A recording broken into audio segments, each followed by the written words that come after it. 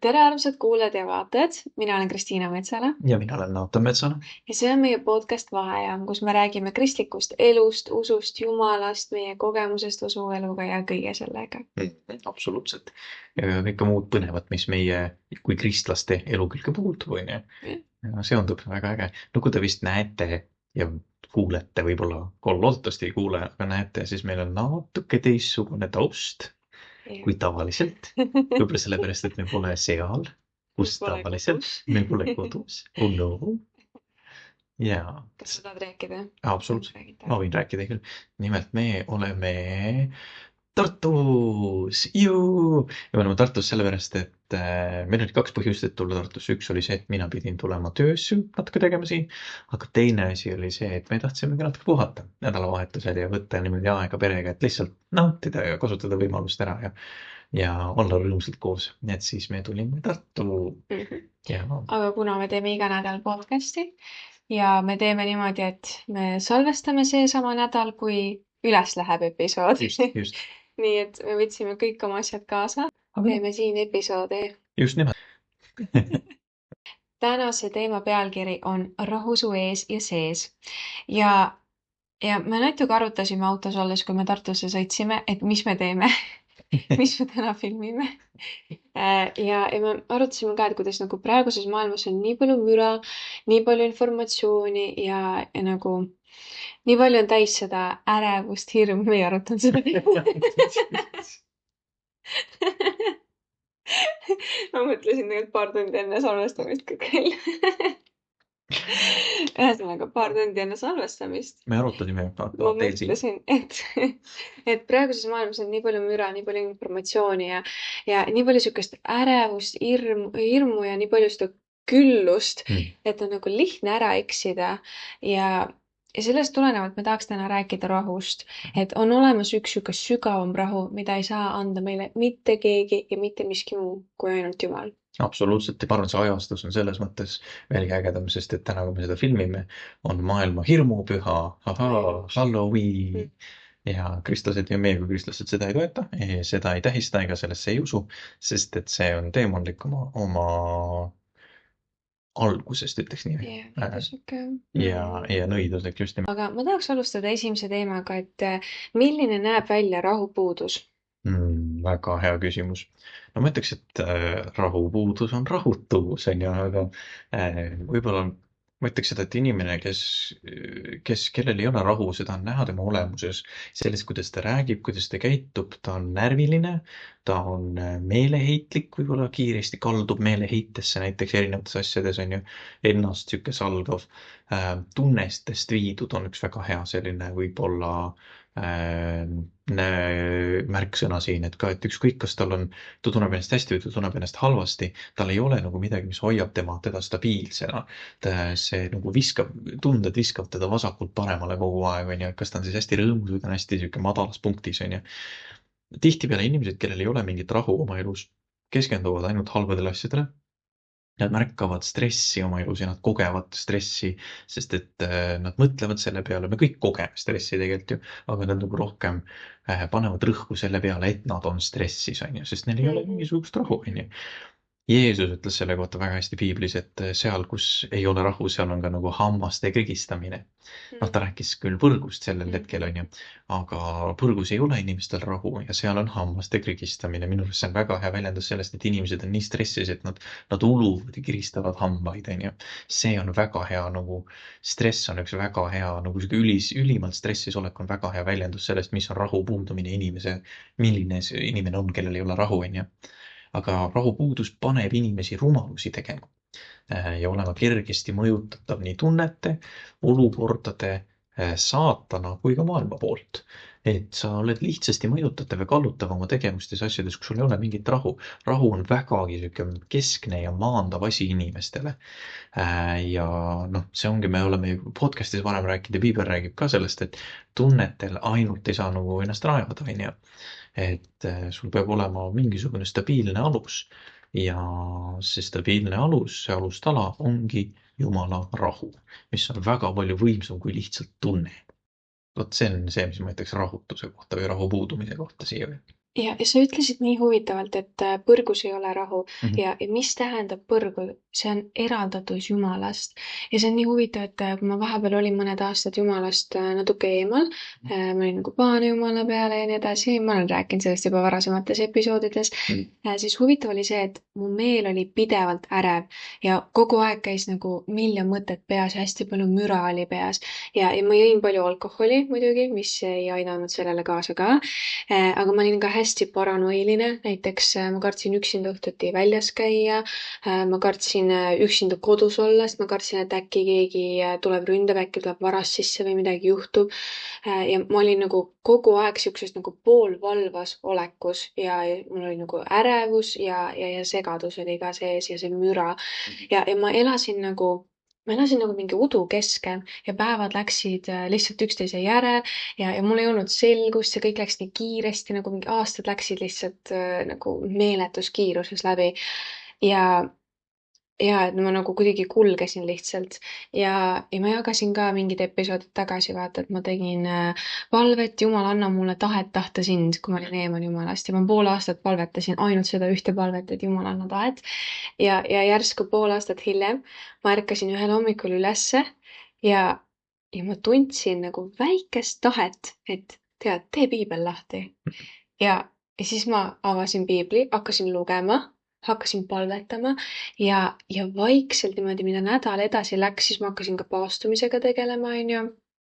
Ja ma arvan, et sellega tõesti Jumal puhastas kogu selle pahna mu seest välja ja ta puhastas mind ja, ja selle puhastus nagu protsessi käigus mu nagu, mul tekkis selline rahu Mhm. ja ma olin nagu, mu mõtted ja mõistus oli puhtaks tehtud. Seal ei olnud enam müra, seal ei olnud enam segadust, ärevust ja nagu kõik oli lihtsalt puhas rahu. Amen. Ja see on nii võimas, et see ongi Jumalaga käimine. Ta annab rahu sulle, sellise rahu, mida mitte miski muu anda ei saa, et vahet pole, palju sa magad, kui hästi sa sööd, kui palju sa trenni teed, onju, kui palju rõõmu sa tunned. On ainult Jumal, kes saab sulle selle rahu anda. Täpselt, sa ütlesid nii kenasti seda, et mulle väga meeldis su kirjeldus rahutusest, nagu sa ütlesid, et sa elasid nagu udu sees. täpselt siuke see tunne ongi, et sa oled nagu kuidagi ähmaselt kuskil kompad ringi ja proovid hakkama saada ja kõik on siuke ärev ja tundmatu ja arusaamatu. see tunne on väga selline, aga aamen, täiesti nõus, ainult Jumal on see, kes saab sind sellise rahuga täita, mis sind nagu selguse ja rõõmu ja kõik annab.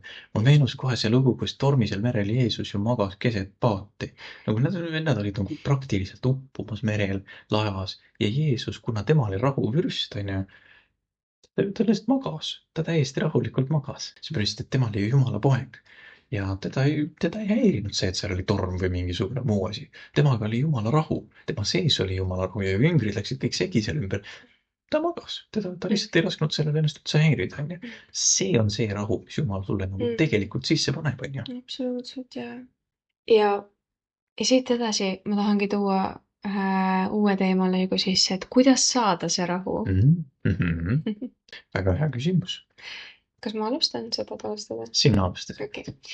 Esiteks, Jumal on see, kes annab, aga kuidas ta annab seda rahu, onju. Ma toon ühe piibliloo siia, Eelia loo Sahinast. See on esimese kuningate raamatu 19, 11-13 ja ma loen 10. salmist alates. See oli siis, kui Eelia põgenes siis Iisabeli eest. Iisabel tahtis teda tappa, ta tappis seal teisi prohveteid ja siis tahtis Eeliat tappa ja Eelia põgenes.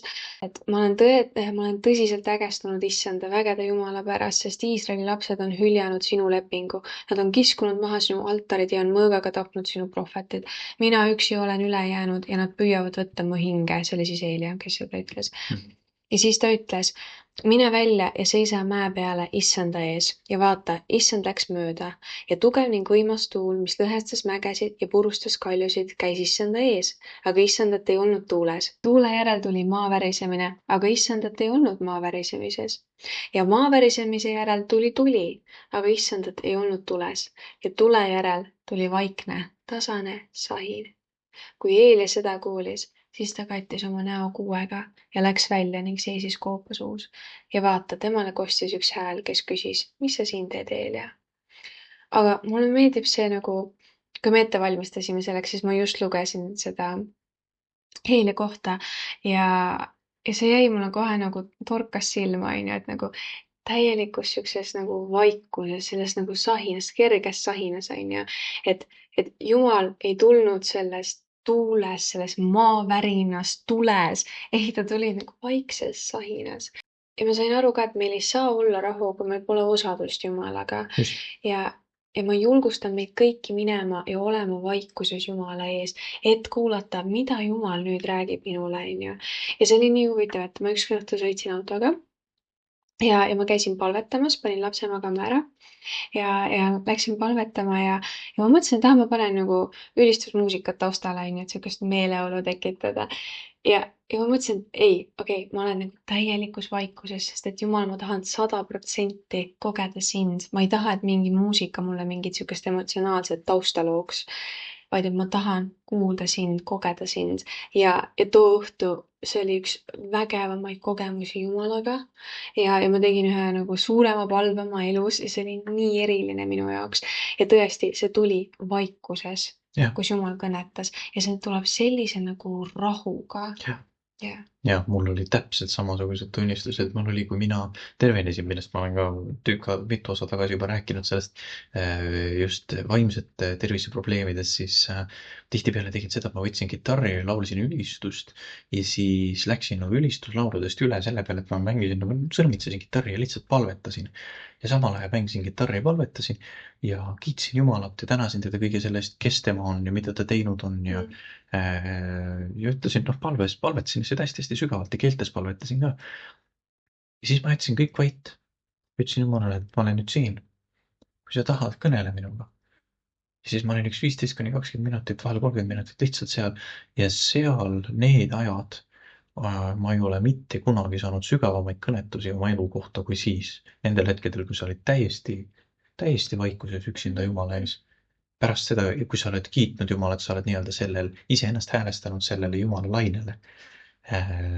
Ja siis sa oled lihtsalt täis vaikuses ja Jumal hakkab sinuga rääkima. See muutis minu elu, ma ütleks selle peale. Ja see andis minule uue elu tegelikult täiesti. Seda sügavat osadust, nagu sa ütlesid, see tuleb sellise rahuga ja see oli alati pärast seda. Oli kas mitu päeva või oli siuke lihtsalt, et käid ringi selline kerge pilve peal olek on käib kogu aeg, sest et sa oled Jumalaga nii sügavas osaduses just olnud. Et see on alati meeletult äge. Ja ma arvan, et ma täiesti nõustun selle üleskutsega, et otsi seda täiesti vaikset aega Jumalaga, küll vähegi on võimalik. Häälesta ennast sellele lainele, et sa oled valmis Jumalat kuulma võtma ja siis lihtsalt ütle talle, et ma olen siin, räägi minuga. Ta räägib sinuga. Sa ütlesid väga kenasti, et vaata Jumalaga osadus on see, mis toob rahu ja ma arvan, et see on hästi-hästi oluline nüanss, sellepärast on see, et Jumalal on mitu erinevat nimetust ja nime. Ja Jumala üks nimedest ongi Jehova Shalom. Ehk siis Jumal on rahu. See, et me temaga osaduses oleme, kontaktis oleme, me puutume kokku kellegagi, kes ongi rahu ise. Ta on armastus ise, ta on rahu ise, ta on kõik need asjad ise. Järelikult me saame seda tema käest. Ja nagu Jeesus ütleb, siis mitte nii nagu maailm annab, aga nii nagu tema annab. Ja kui perfektne rahu annab sinule oma rahu edasi, see on midagi siukest, mida sa ei ole mitte kunagi, sa ei suudaks ette ega kujutada seda, onju. See on üks osa sellest paketist, mis inimesed ütlevad, kui nad kogevad Jumalat, siis see muudab neid täiesti. Selles see mõte ongi, onju. See osadus Jumalaga muudab meid ja annab meile sellist rahu, et see on uskumatu lihtsalt. Ja, et aga selle põhjus ongi see, et Jumal on rahu. Jumal toob rahu ja Jumal on rahu, nagu sa enne ütlesid. Ja ma mõtlen ka, et vaata, nii palju erinevad usundid üritavad nagu tabada seda rahu. Just. Näiteks budistid, onju, et kuidas nagu kõik on rajatud sellele sisemisele rahule. Aga kui me vaatame, milliseid praktikaid tehakse, nagu pidev mediteerimine, pidev rahu tagaotsimine, kui sa pidevalt otsid seda rahu, kas sul tegelikult on see rahu siis? Jah, see on väga hea point kusjuures. Ja teiste usunditega ka, aga ma ütlen, et nagu Jumal annab sulle, meie Jumal Jehova, meie armas Jeesus Kristus annab sulle sellise rahu südamesse. See nagu, sa ei pea minema seda meeletult taga otsima. Täpselt, Jumal annab sulle selle. täpselt, Jumal on see rahu sinu sees. täpselt 100%. Mulle tohutult meeldis, ma rääkisin kunagi sellest meie koguduse pastoriga, pastor Mardiga ja tema ütles ka seda, et ta ütles seda niipidi, et ta ütles, et see sisemise rahu otsimine, rahu tahavad ju kõik, see on ju täiesti normaalne tegelikult, et kõik tahavad rahu endale, aga sisemise rahu otsimine ei peaks olema eesmärk iseenesest, see peaks olema, nagu Jumal seda kirjeldab, kõrvalnähtus. Jah. Et see ei ole su elu nagu eesmärk, ei ole rahu otsida. See, et sa Jumalaga kokku puutud, selle kõrvalnähtuseks saab see, et sinusse tuleb rahu. Sest et esmalt Jumal, siit kõik muu. Okei. Täpselt, ei, see oli väga, aga lihtsalt, et et see rahu otsimine võib tõesti nagu inimesi nagu selles mõttes viia juba nagu omaette nagu obsessionisse või sellisesse nagu Jah, luua omaette religiooni. luua omaette religiooni, on ju. Ja aga mina defineeriksin seda võib-olla kahtepidi lahti, et üks on see rahu, mida Jumal annab ja teine on rahulolek. Aga need ei ole samad asjad. Nagu see, sa võid rahul olla sellega, et okei, ma olen selline või maailm on selline või ma ei tea, puud on sellised või mis iganes sul on vaja, et sisemist rahu, nagu sa üritad enda sees lepitada pidevalt asju, on ju. Aga see Jumala rahu, mis tuleb, mida Jumal annab, see nagu peseb üle sellest kõigest lihtsalt. See lihtsalt nagu vaigistab kõik ise ära ja sina ei pea sinna väga midagi tegema. Sa lihtsalt hoiad sellest kinni, et aitäh, issi. Kõik. See on väga hea, et sa just praegu tegid sissejuhatuse mu järgmisele piiblikohale. See on see, kus Taavet säästab Sauli elu. Et Saul oli siis Iisraeli kuningas aga Jumal valis Taaveti kuningaks ja Saul tahtis siis Taavetit tappa ja Taavet põgenes tema eest. Ja üks hetk Taavetil oli võimalus siis magavat Sauli tappa ja kohe me näeme, kas ta tappis või ei. Vaadake järgi osa, okei. See on 1. Samueli 24. Siis võttis Saul 3000 meest valitud kogu Iisraelist ja läks otsima Taavetit ja tema mehi Kaljukitse kaljudelt. Ja kui ta jõudis tee ääres olevate lambatarade juurde, siis oli seal koobas ja Saul läks sisse oma asjale, aga Taavet ja tema mehed istusid koopa tagumises sopis. Ja Taaveti mehed ütlesid talle, näe, see on päev, millest issand sulle on kõnelenud. Vaata, ma annan su vaenlase su kätte ja talita temaga, nagu su silmis hea on. Ja Taavet tõusis ning lõikas salaja ära Sauli kuuehõlma. Aga pärast seda torkas Taavetit südametunnistus, et ta Sauli hõlma oli ära lõiganud ja ta ütles oma meestele, issanda pärast jäägu minust kaugele, et ma seda teeksin oma issandale ja oma isandale, issanda võitule, et pissaksin oma käe tema külge, sest tema on issanda võitu. Ja Taavet hoidis sõnadega tagasi oma mehed ega lubanud neid kippuda Sauli kallale ja Saul tõusis koopast ning läks oma teed. Aga seejärel tõusis Taavet ja läks koopast välja ja hüüdis Saulile järele ning ütles, mu isand kuningas. Kui Saul vaatas taha, siis heitis Taavet silmili maha ja kummardas. Ja Taavet ütles Saulile, mispärast sa kuulad inimeste jutte, kes ütlevad, vaata, Taavet otsib su õnnetust. Vaata, nüüd sa nägid ju oma silmaga, kuidas issand andis sind täna koopas minu kätte. Mulle öeldi, et ma su tapaksin, aga ma halastasin su peale, sest ma ütlesin, mina ei pista kätt oma isanda külge, sest ta on issanda võitu. Ja siis ma lähen natuke mõned salmid edasi ja Saalomon siis vastas talle väga huvitavalt. Kui Taavet oli kõnelenud need sõnad Saulile, siis küsis Saul, kas see on sinu hääl, mu poeg Taavet? Ja Saul tõstis häält ja nuttis. Ja ta ütles Taavetele, sina oled minust õiglasem, sest sa oled teinud mulle head, mina aga olen teinud sulle kurja. Sa oled täna jutustanud, kuidas sa tegid mulle head, ehk küll issand andis mu sinu kätte, sa siiski ei tapnud mind. Sest kui keegi leiab oma vaenlase, kas ta laseb teda heaga ära minna? Issand tasugu sulle heaga selle eest, mis sa täna mulle tegid. Ja nüüd, vaata, ma tean, et sina saad tõesti kuningaks ja et Iisraeli kuningriik püsib sinu käes. Aga nüüd vannu mulle issanda juures, et sa ei hukka mu järeltulevat sugu ega kaota minu nimes mu isa kojast. Ja Taavet vandus Saulile. Siis Saul läks koju, aga Taavet ja tema mehed läksid üles mäelinnusesse. Ja see ei ole küll otseselt jutt rahust, aga see näitab seda, mis juhtub, kui Jumal on sinu sees ja Jumal on sinuga ja Jumal oli Taavetiga ja sa ütlesid, et Jumal on rahu. Ja kui Jumal on rahu, on sinu sees, siis sa teed asju, mis ei tundu loogilised. Et Taavet oleks võinud ära tappa Sauli, see oli loogiline ja see oli väga kasulik samm, mida teha, aga ta ei teinud seda. Ja ma leian ka, et Jumala rahu on nagu sihuke special superpower või sihuke nagu eriline supervõime. Et see aitab sul nagu erinevate olukordadega toime tulla. Sa oled nagu üle nende olukordade. Kui keegi ütleb sulle midagi halvasti, siis las jääda, onju. Kui keegi lööb sulle noa selga, siis mis seal on? Jumal on sinuga, võtad selle noa välja, ütled sellele inimesele, et davai, ma teen sulle õhtusööki selle noaga, nüüd sööme koos. Ja tõesti, see annab sulle selle nagu suurema pildi ja see aitab olla sul üle olukordade. Jaa, absoluutselt 100% nõus. Mulle tohutult meeldis see lugu räägib nii hästi tegelikult rahust ja see räägib nii hästi sellest, kuidas Taavet oli mees, kes oli Jumala nagu südame järgi või nagu südame meeltmööda, onju. Ja Taavet oli selline mees, keda võib-olla Jaakobus oma kirjas ütleb, et rahutegija. Jaakobuse 3.18 ütleb väga kenasti meile, et rahutegijaile külvatakse rahus õiguse vilja. See on nii hea salm, sest et Taavet läks, tal oli ju võimalus oma meestega koos. Seal on üks kuningas versus Taavet ja kõik tema ülitugevad sõdurid. See ei ole eriline võitlus, oleme ausad, onju.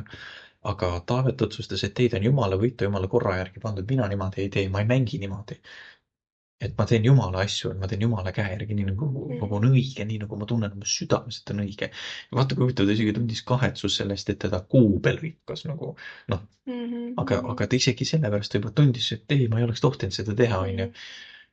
Ja ta läks ja ta otsustas lepitada minna Jumala korra järgi ja mitte minna Jumala võitu vastu, mis on väga oluline tegevus muide. Et ta ei teinud seda siis täpsemalt.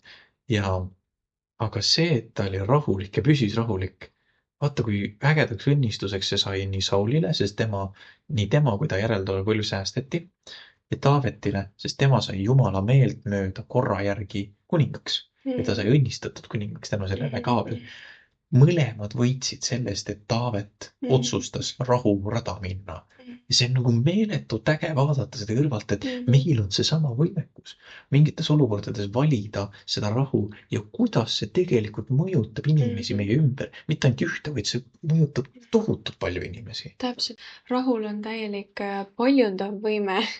Et kui sa vastad kurjale heaga, see on selline reaktsioon, mida mitte keegi ei oska nagu näha, onju. Näiteks kui Jeesus ütles, vaata, et kui sulle lüüakse vastu põsk ja keera teine põsk ette, onju, siis kes see teeb seda? Reaalselt.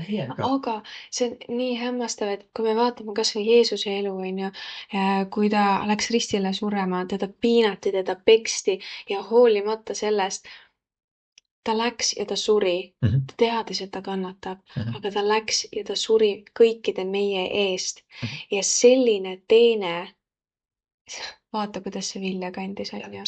Ja et Jumal tuleb ja ta sureb meie eest, et meil oleks pääste, onju. Ja vaata, kui palju kristlasi nüüd maailmas on. Täpselt, ja mitte ainult nüüd, aga nagu viimased 2000 aastat juba, onju. See on nagu nii palju kasvanud, sellest sai maailma kõige suurem olulisem liikumine, kristlus, ühe mehe teost, onju.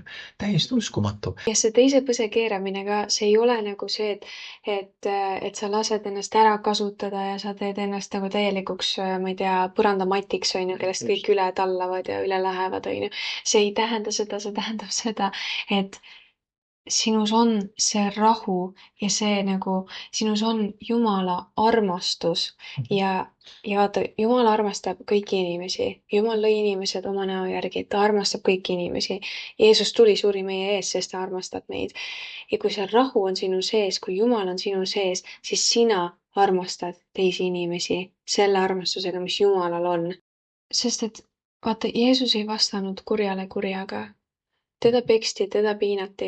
Ta oleks võinud teha sama. Ta oli samamoodi tugev mees. Aga ta ei teinud seda. Ja ta armastab.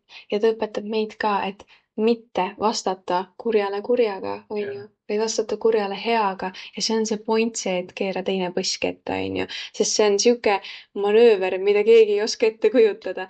Vastata kurjale heaga on juba släpp põsele. Sest et keegi ei oska seda ette arvata. Ja lõppeesmärk on ju see, et inimesed tuleks Jumalale lähemale ja inimesed saaks kogeda Jumala armastust, aga kui me üksteisega ainult sõdime ja omavahel seda kurjust, no kurjus toidab kurjust, on ju. Just. Kui me suurendame seda kurjust, siis lõpuks inimesed ei jõua Jumala juurde. Aga see ei ole ju mingi eesmärk, see ei ole Jumala kutse. Jah, apkene jah. Ja tõesti, et nagu, kui sul on see rahu sees, sul on armastus inimeste vastu. Täpselt. Jeesus ütles ju seda ka, et õnnista oma vaenlast, sest et sellega sa valad kuuma sütt talle pea peale. Vaadake naljakas on ju. Aga ta ütles, et aga see õnnistamine ei käi ka niimoodi, et oo Jeesus, õnnistad, olgu minu vaenlased, et sa ootad, et ta nüüd tuleb ja hävitab nad sinu eest ära, on ju. Aga ta ütleb täpselt samamoodi, et õnnista neid sellepärast, et siis sa valad nagu kuuma sütt sellele tegelikule vaenlasele, kelleks ongi meie vaenlane kurat. Sa vaelad temale tegelikult seda kuuma sütt peale, sest et läbi selle õnnistuse veel vaenlane saabki õnnistatud ja temale äkki tuleb ka see rahu, mis paneb teda liikuma mitte sinu vastu, vaid ka sinuga koos Jumala poole, on ju. Et see on nagu, saad aru, see nagu suur pilt joonistab tegelikult nii kenasti välja sellest, millest Jeesus räägib, on ju. See on nii äge vaadata seda. Et see on uskumatu, see on täiesti uskumatu, aga Jumala rahu annab meile võimekuse mõelda keerulistes kohtades ka nagu strateegiliselt teha selliseid väga nagu kriisiolukordades väga selliseid otsustavaid otsuseid, on ju. Ja aga väga õiget viisi ka, kui sul on see rahu sees, siis kõik teised võib-olla paanikas jooksevad ringi, aga sina ütled, et okei, me teeme esmalt nii, siis teeme nii ja siis on kõik korras. Ja täpselt nii tihti lähebki ja see tuleneb rahust, nagu see sünnib läbi selle, et sinu sees on rahu, on ju. Sina saad olla see, kes kannab seda rahu, kes paljundab seda teistesse eludesse, kes aitab inimesi kriisi ajal. Need just, et need paanikas tehtud otsused on ju need tegelikult, mida me hiljem ka tegelikkuses kõige rohkem kahetseme. Siis tuleb need rutakad otsused ja need nii-öelda halvad valikud, on ju. Aga kui sul on rahu sees, Jumala rahu sees, siis see on see, mis suunab sinu südametunnistuse põhjal tehtud otsuseid. Täpselt, täiesti täpselt 100%. Nagu Taavetki tegi. Just täpselt. Aga laps ärkas üles. Ja. Me peame minema. Näeme järgmine episood. Tšau! Nägemist!